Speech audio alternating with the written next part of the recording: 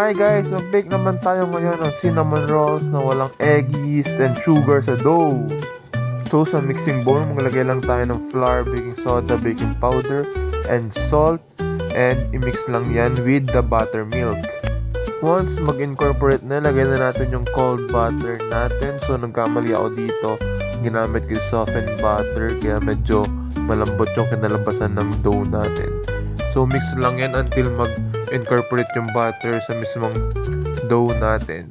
After nyan, ililipat naman natin siya sa ating silicone mat.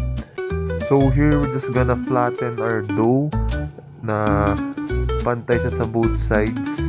And lalagyan lang natin siya ng melted butter. And sunod na rin natin yung mixture ng cinnamon, sugar, and melted butter.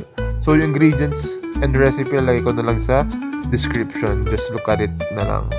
So just spread it out evenly yung mixture ng cinnamon and sugar natin.